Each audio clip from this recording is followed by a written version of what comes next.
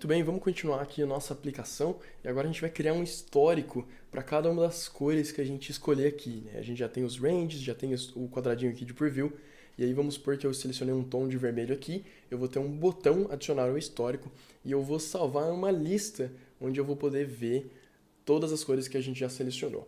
Então, antes de mais nada, eu preciso de um novo state, né? Só que esse state, olha que interessante, ele não vai guardar uma string ou um número, a gente vai guardar um array.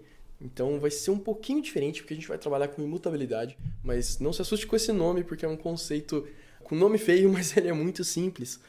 Então vamos lá, né? Da mesma forma que eu coloquei aqui em cima, eu vou ter um novo state chamado history, tá? De histórico.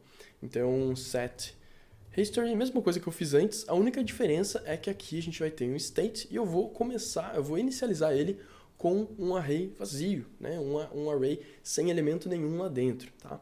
Já está até mostrando aqui, né, nosso state, deixei aberto aqui o React Developer Tools.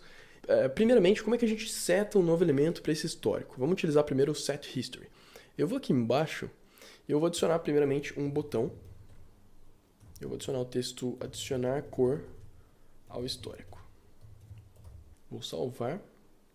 E legal, o botão já apareceu ali, tá? Eu não vou ficar perdendo muito tempo com CSS, então eu vou colocar dois elementos BRs aqui, só pra gente poder ganhar só pra gente poder ter um distanciamento, né, entre os elementos, só pra ficar mais fácil de visualizar.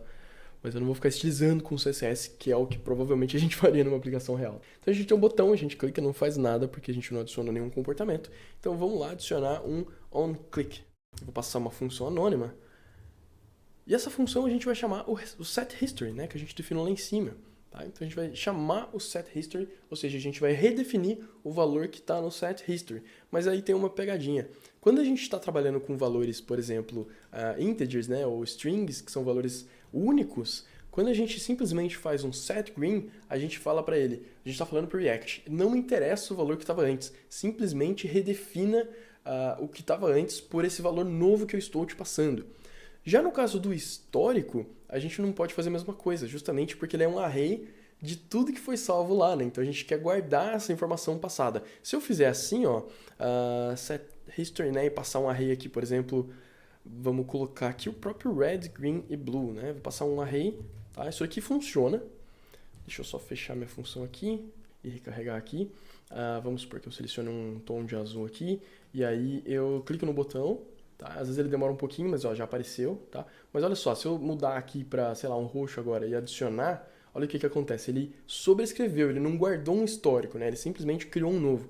E aí a gente vai aprender como é que a gente faz isso daqui, mas é sempre bom manter em mente também, deixa eu até salvo um outro link aqui, deixa eu abrir uma nova janela, que é esse conceito, nossa, ele abriu errado, deixa eu abrir de novo, aqui ó, pronto. Por que imutabilidade é importante, né? Tem esse artigo aqui, essa parte da documentação do próprio React, que ele explica por que a gente, em vez de trabalhar no array que já existe, a gente simplesmente cria um novo e ignora o anterior. Tá? Isso aqui tem uma série de vantagens, principalmente por conta da abordagem funcional que o React funciona. Tá? Isso aqui a gente não precisa se preocupar muito, a menos que você queira entender melhor como o React funciona, mas na prática mesmo, o React vai lidar com isso aqui pra gente.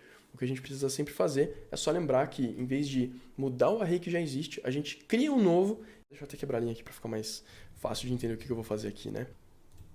A gente vai falar para ele, ignora o histórico que tinha antes, tá? A gente vai passar um histórico novo aqui, ou seja, um array completamente novo.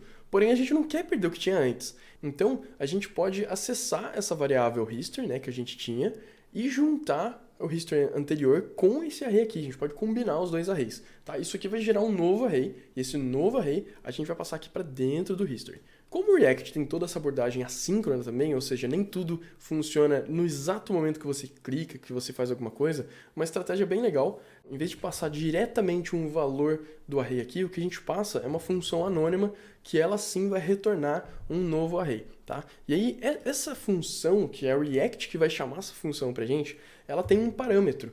E esse parâmetro é justamente o valor atual do histórico. Se a gente pegar o valor direto aqui desse histórico, esse history, às vezes pode funcionar, às vezes não, porque o React não pode garantir que está tudo sincronizado. Porém, se a gente chamar uma função aqui, em vez de passar o valor diretamente, aí sim ele garante para a gente que esse aqui é o valor mais recente. Isso aqui evita uma série de problemas, então sempre lembra que quando você for redefinir um array, você passa como função anônima, tá? E não como elemento final, ou seja, não como um array nesse caso aqui.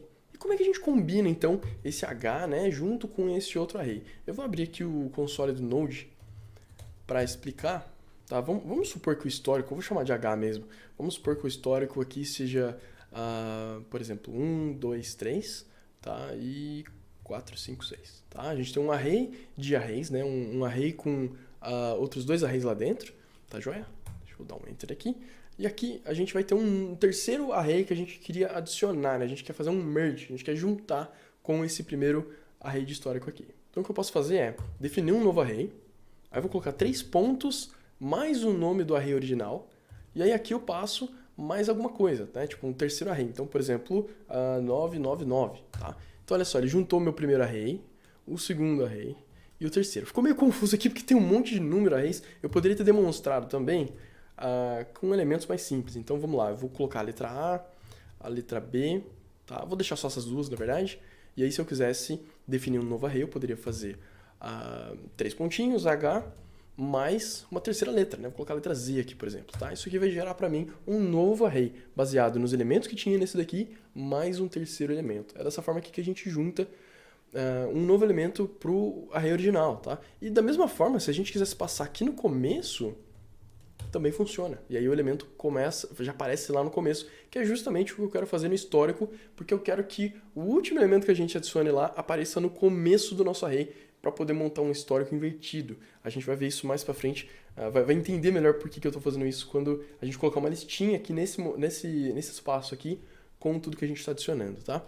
Mas obviamente isso é opcional, se você quiser adicionar no final também, é só adicionar o último elemento aqui no final. Então vamos mudar aqui, eu vou colocar esse array aqui primeiro e passar 3 pontinhos com H aqui no final, tá? Isso aqui vai fazer com que ele gere esse novo array, tá? Retorne nessa função, e esse novo array vai ser passado para o setHistory. E aí ele seta um novo histórico baseado no valor que tinha antes, mais o valor novo. Vamos ver se tudo isso aqui junto funciona. Vou recarregar minha página. Vou abrir aqui o app, que é onde está o nosso estado, né? Tá aqui. Vou adicionar, por exemplo, um tom de azul. Tá? E olha só, ele já adicionou aqui para mim um primeiro elemento no array.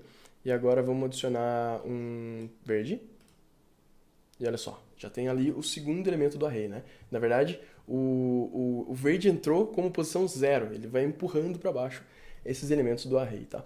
Para a gente visualizar isso aqui um pouco melhor, a gente pode criar uma listinha aqui embaixo com os valores e até um mini preview. Da mesma forma que a gente fez aqui, a gente poderia criar um mini preview aqui embaixo.